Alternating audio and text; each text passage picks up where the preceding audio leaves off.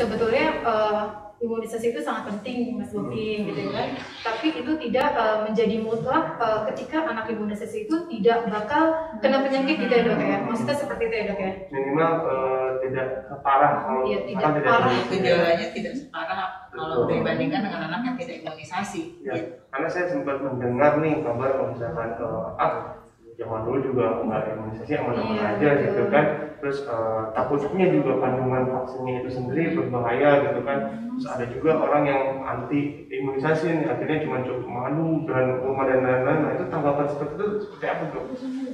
Ya kalau dari kita ya kita balikan lagi ya. Kalau soal yang sampai memang kan ada beberapa yang tidak mau anaknya divaksin, itu dibalikan lagi itu kan karena kepercayaannya gitu. Jadi kita nggak memaksa tapi menganjurkan gitu. Kalau untuk hak itu haknya orang tua gitu ya, karena kan full orang tua yang punya anak gitu kan. Tapi kan kita memberikan motivasi ya karena imunisasi itu penting gitu. Jadi, kalau memang tetap orang tua dengan pendapat yang nggak perlu ya itu kita balikan lagi itu sih. Kembalikan lagi. Kita nggak mungkin bisa maksa juga. Betul karena resiko pasti ditanggung oleh. Iya. Dan sekarang kan otomatis beda dengan zaman dulu gitu. Lingkungan aja udah pasti otomatis lebih beda. Bersihan zaman dulu gitu kan. Semua dari makanan, dari lingkungan, dari udara semua pasti beda. Gitu. Semua beda lagi ya. Dulu seperti apa, sekarang lebih kuat. Harus ditambah lagi imunisasi ya. Harus ditambah dengan imunisasi biar kekebalan tubuh anaknya. Iya. Lagi dok ya. Iya, saya kan zaman yang sekarang ini yang serba instan, serba semuanya gampang didapat, tapi tidak tahu kan kebersihannya seperti apa. Zaman micin ya. Ya, angkatan micin. Kalau dulu kan yang banget serba hijau ya kan, kebun dengan ngambil sayuran. Sekarang sayuran aja ada yang kurang ini ya, kurang higienis ya. Oke baik. Nah sebetulnya imunisasi ini ada efek sampingnya nggak sih? Kalau efek samping bukan efek samping ya, jadi ada sih kalau dibilang efek samping, cuma gimana kita ininya untuk prosedur imunisasinya, melakukan imunisasinya, semua ada ininya, ada aturannya gitu. Jadi kalaupun efek samping jarang ya kalau memang benar kita melakukannya sesuai jadwal, keadaan pasiennya juga baik, nggak ada keluhan apa-apa, nggak ada indikasi yang memang nggak boleh harus dilakukan imunisasi gitu. Itu sih harusnya tidak ada ya gitu. Kalaupun ada paling ya kadang bekas suntikan, suka kadang-kadang bengkak atau bekas itu.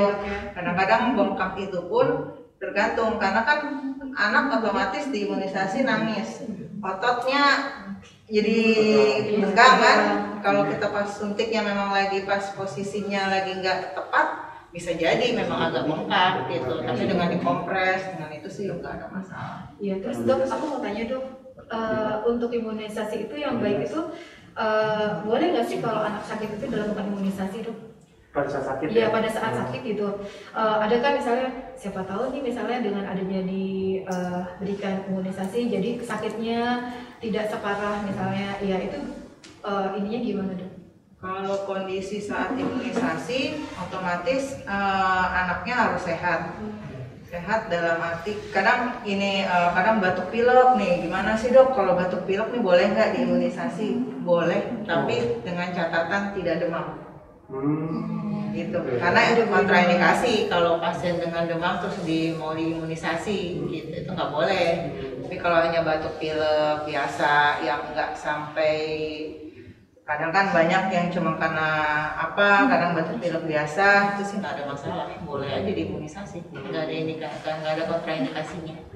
Karena pernah dengar juga kalau pada saat di vaksin tertentu itu ada menyebabkan demam ya dok ya? Oh kalau soal itu karena obat vaksinnya yang menyebabkan demam gitu. Itu pun tidak kita bilang tidak 100%. Ada bisa jadi dia dengan memang vaksin yang biasa itu anaknya nggak demam gitu, tapi kebanyakan 90%-an lah pasti ada demam. Bisa aja deh yang 10% yang nggak demam gitu. Itu balikan lagi dari imun di tubuhnya dia, penerimaannya dia di tubuh gitu. Tapi memang kalau vaksin yang memang dengan demam itu biasanya sih memang demam gitu. Tapi ada yang nggak demam. Tapi artinya itu tidak masalah ya. Nggak masalah, memang reaksi dari yang normal ya. reaksi vaksin itu. Paling sehari hari udah Iya. normal lagi ya. Dikompres aja ya kalau misalnya dia demam. Ya kalau memang tinggi sekali ya boleh dengan obat penurun panas. Boleh. Oh nggak masalah ya, semua boleh di terus minum penurun panas ya. Iya. Tidak berbahaya. Dok, untuk ukuran awam nih dok, sebenarnya ada perbedaan nggak antara vaksin dan imunisasi dok? Nggak ada sih. Kalau imunisasi kan ininya gitu, melakukannya kita melakukan imunisasi. Kalau vaksinnya ya jenis vaksinnya, obatnya itu vaksinnya. Vaksinnya, jadi imunisasinya ya. Jadi satu. Usia berapa dok yang paling tepat atau yang memang harus dianjurkan untuk anak imunisasi? Kalau imunisasi ya dari 0 bulan, 0 bulan ya. dari mulai lahir sampai kita, kalau kita kan di anak sebenarnya sampai 18 tahun gitu ya, sampai 18 tahun itu. Imunisasi dasar ya dok? Kalau imunisasi dasar itu kalau tergantung, kalau kita dari Ikatan Dokter Anak Indonesia-nya ada beberapa tambahan, tapi kalau kita dari Dinas Kesehatan kayak Menkes itu cuma sampai 9 bulan kan gitu, sampai campak. Sampai campak itu dasar ya dok? Tapi kalau kita ada tambahan lagi seperti ada PCV, ada rotavirus, ada influenza gitu-gitu.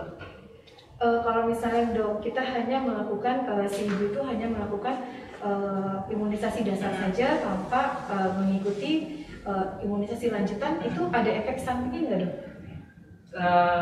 Sebenarnya ya harusnya mengikuti aturan yang memang nanti setelah imunisasi dasar itu ada, nanti kita kan ada pengulangan lagi, nanti di umur selanjutnya dia 1 tahunan ke atas gitu udah ada pengulangan lagi gitu. Sebenarnya sih harusnya dianjurkan mengikuti gitu.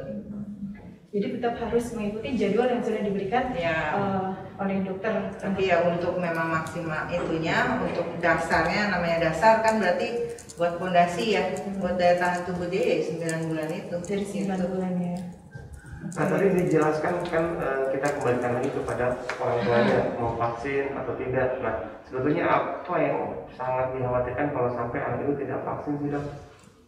Iya, itunya aja sebenarnya ya kondisi kalau saat dia kena suatu penyakit gitu. Dia menderita penyakit ya kita juga nggak bisa, oh pasti nih kalau yang namanya vaksin nggak divaksin sama sekali, wah sakitnya pasti berat. Ada juga mungkin pengalaman orang tua, enggak dok, anak saya nggak divaksin, sakit biasa-biasa aja gitu. Jadi kita balikan lagi ke imunnya anak itu gitu. Kalau apalagi dengan itu nggak hanya imunisasi ya, jadi cangkupannya semua, lihat aja gizinya.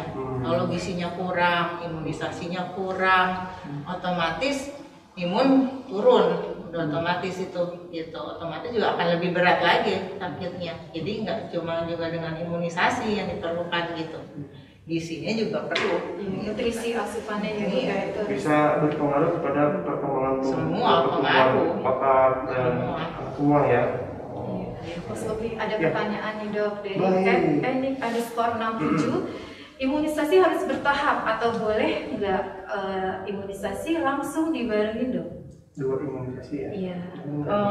Dilihat juga dulu imunisasi ada yang digabung, bisa satu hari itu kita imunisasinya dua macam gitu. Dilihat, makanya kita selalu selalu ada program yang 0 bulan apa aja, 1 bulan apa, 2 bulan apa, 3 bulan itu ada ininya gitu. Udah sudah memang aturannya seperti kayak kalau ini kan kita di buku kita kan ada ya gitu. Histori ya. Nah, kita ikutnya dari, kalau kita di sini karena kita terkenal kan kita ikutnya dari idainya ya seperti ini gitu. Oh gitu, bukunya seperti Mengikuti standarnya ini gitu. Jadi 0 bulan vaksin apa aja, 1 bulan vaksin apa aja. Kalau yang digandakan bisa, yang penting vaksinnya tidak mengkontraindikasi antara vaksin satu dengan vaksin yang keduanya gitu. Jadi harusnya nggak boleh kontraindikasi. Jadi misalnya vaksin hidup nggak boleh.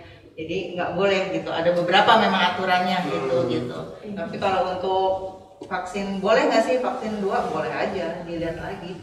vaksin apanya, duanya barangnya itu apa aja. Iya, jadi ini sama aja kayak misalnya si anak itu sudah terjadwal untuk vaksin misalnya di bulan misalnya di bulan apa gitu ya dok. Ternyata ya Januari, ternyata di Januari itu si anak sakit nih ya mas gitu, otomatis vaksinnya jadi mundur lagi gitu. Itu ada efek sampingnya nggak dok ketika misalnya nggak sesuai dengan jadwal gitu kan? Iya, direkomendasikan ya. Nggak apa-apa sih gitu, kalau memang ada kondisi memang harus dianya mundur vaksinnya ya nggak apa-apa, ya kita kejar di bulan berikutnya gitu. Memang ya dengan resiko ya akan mundur semua gitu, tapi ya nggak masalah, yang penting kita namanya bisa kita kejar gitu, nggak ada masalah. Untuk mengetahui jadwal itu sendiri nanti kan tinggal datang nanti otomatis kita yang atur ya. kapan balik lagi, apa yang mesti vaksin berikut, apa yang mesti dilakukan, itu pasti kita akan selalu jadwalin gitu. Januari vaksin, Februari harus. Ternyata Maret terlewat nih, berarti tetap aja diulang lagi ya, nggak diulang lagi. Enggak, yang kurang yang belum itu, gitu. Memang ya memang akan mundur semuanya, apalagi yang zaman yang sekarang ini yang pandemi ini banyak yang sampai 6 bulan baru datang. Gitu dengan alasan saya takut gitu, anak saya ntar gimana gitu, ya itu banyak sih gitu. Ya cuma ya dengan itu kita kejar dan diusahakan dibilangkan ke orang tua jangan sampai mundur lagi gitu. Kita udah jadwalkan lagi ini kita kejar bu gitu.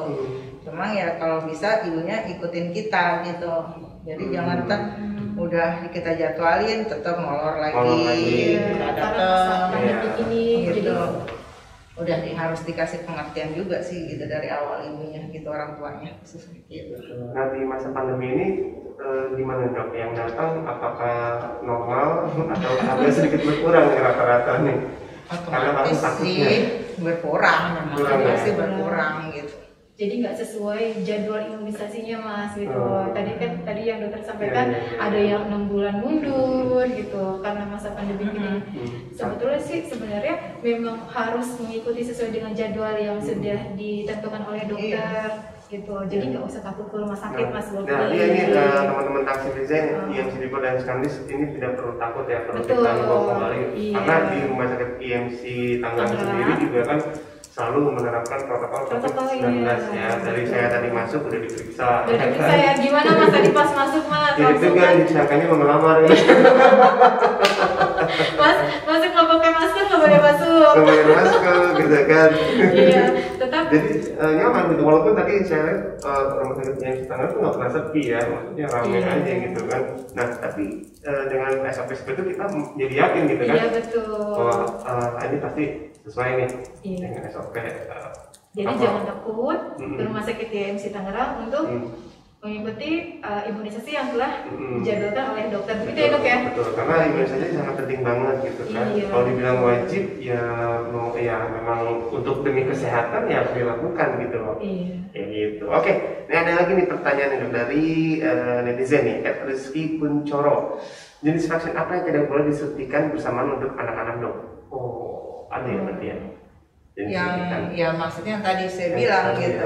Jadi ada memang beberapa suntikan yang memang nggak boleh dibarengin gitu. Misalnya kita mau BCG gitu, itu kan vaksin hidup gitu. BCG terus nanti kita gabungin lagi gitu dengan vaksin hidup yang lainnya, itu nggak boleh gitu.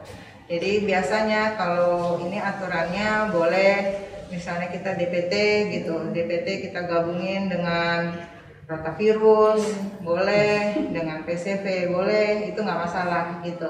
Tapi memang ada beberapa vaksin yang tidak boleh digabungkan gitu. Udah otomatis kita dokter anak udah pasti tahu gitu, dan nggak mungkin kita akan barengin itu gitu. Gitu. Jangan pengen buru-buru ya, santai aja. Pengen cepat selesai. Sesuai jadwalnya. Kadang memang ada dalam satu jadwal itu bisa sampai 3 vaksin. Gitu di umur yang sama gitu. Kadang kita balikan lagi karena kita tawarkan lagi ke orang tua. Bu, ini kita memang jadwal kita umur 2 bulan nih ini yang mesti divaksin. Pasti langsung kaget, aduh anak saya ditusuk kiri kanan gitu. Terus ya ada yang memang nggak mau, nanti dia ngomong nggak boleh dong kalau misalnya sebulan depan lagi atau gimana, itu kita bisa atur gitu, dan itu kita balikan lagi ke orang tua. Ada yang orang tua, iya nggak apa-apa dok gitu, nggak apa-apa kiri kanan anak saya disuntik, nggak apa-apa, yang penting nggak masalah ya dok gitu. Pasti kan otomatis orang tua juga takut kan, aduh anak saya disuntik dengan obat vaksin yang berbeda, bisa boleh apa enggak gitu. Itu kan kita sudah pertimbangkan memang boleh gitu. Kalau yang boleh ya akan kita lakukan. Oh gitu. Baik, nah ini ada pertanyaan lagi nih dari Skandis nih. Oh dari Skandis. Atas nama Nenir. Nah, selamat siang dok, mau tanya untuk imunisasi yang wajib imunisasi apa dan di umur berapa ya dok? Dan sebelum imunisasi apakah ada pantangan yang harus dijalankan sebelum imunisasi dilakukan? Kalau untuk jenis imunisasinya pasti dari 0 bulan kita ada hepatitis B, B0 namanya. Kemudian naik lagi ada polio oral. Polio itu ada 4 tahap gitu. Ada 4 kali pemberian. Dan kemudian bulan kedua itu ada DPT. DPT ada rotavirus, ada PCV. Jadi PCV itu buat pneumonia, buat paru-paru. Gitu, rotavirus buat pencernaan gitu. Kemudian DPT ada 3 kali sampai 3 kali. Sampai 3 kali ini yang dasar dulu ya. 3 kali. Terus rotavirus bisa ada yang 2 kali, ada yang 3 kali, tergantung dari jenis pemakaian vaksinnya apa. Kemudian kalau yang PCV yang untuk pneumonia itu juga 3 kali pemberiannya gitu. Sampai ada nanti yang pas 9 bulan itu campak atau MR. Sekarang kita pakainya MR. Nah, udah sampai itu, setelah lewat dari itu kita atur lagi nanti untuk yang booster namanya. Jadi untuk pengulangan. Oh gitu. Gitu. Terus apa lagi tadi? Umur ya, umur tadi ya. Kalau umur ya itu tadi dari 0 1 bulan, 2 bulan, 3 bulan, 4 bulan terus sampai yang mentok yang 9 bulan itu. Terus pantangan yang harus dijalankan sebelum imunisasi? Kalau pantangan sih nggak ada ya, nggak ada. Paling kalaupun kita mau melakukan kayak seperti rotavirus, vaksin rotavirus itu kan diminum, bukan disuntik. Kita kasih lewat mulut, dan itu paling enggak ya kalau bisa si anaknya, bayinya itu jangan dikasih minum dulu, jangan dikasih susu dulu gitu. Jadi abis nyusu terus saya langsung, misalnya kita kasih pemberian vaksin itu, kadang-kadang kan perlu penyesuaian ya anak kecil gitu ya, biarpun itu air minum, kadang-kadang kalau dia lagi nggak terlalu suka dia bisa muntahin gitu. Jadi kalau bisa ya diusahakan ya paling nggak ya 15 menit atau setengah jam sebelum mau vaksin jangan dikasih susu dulu. Oh gitu dong, takutnya maksudnya nggak diberikan susu setelah sebelum vaksin. Setelah vaksin yang itu pun kita paling untuk ininya jedanya ya nggak lama-lama juga sih, boleh langsung nanti pemberiannya ya boleh juga langsung dikasih, atau kita tunggu sampai setengah jam juga boleh, habis pemberian itu baru dikasih susu lagi. Atau dok, misalnya nih takutnya si ibu tuh lupa nih, ya mas ya, lupa abis diberikan vaksin, melihat anak kita nangis sih, tahu susu, padahal itu setelah diberikan vaksin. Itu manfaat vaksin itu sendiri tetap ada, atau takutnya kan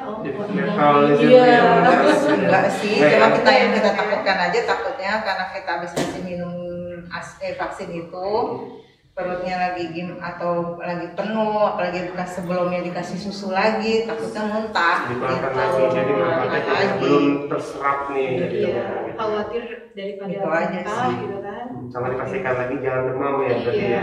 Itu pasti kita ingetin terus. Ada lagi nih dok, mas ya Istina _sas. Halo dok, apakah yang dimaksud dengan imunisasi tunggal dan kombinasi? Apakah bisa diberikan saat anak sedang demam?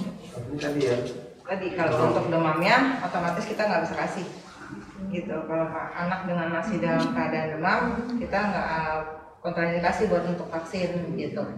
Kalau untuk yang vaksin tunggal dengan kombinasi, sebenarnya kalau ini khususnya paling untuk DPT ya. DPT itu kan memang cuma bukan DPT-nya aja isinya gitu. Sedangkan untuk isi vaksin itu sebenarnya ada 5 gitu. 5, kalaupun nanti kan ada nih pilihan yang tidak demam dan demam. Nah itu perbedaannya tuh. Yang kalau yang vaksin kita bilang vaksin biasa itu 5 isinya. DPT, hepatitis B sama HIV. Polionya pisah. polionya tetes, itu yang biasa. Tapi kalau misalnya vaksin kita mau pilih DPT-nya yang nggak panas tuh, gitu. Nah itu polionya udah jadi 1 dengan si vaksin DPT tersebut, jadi isinya 6 gitu. Itu juga nggak masalah gitu.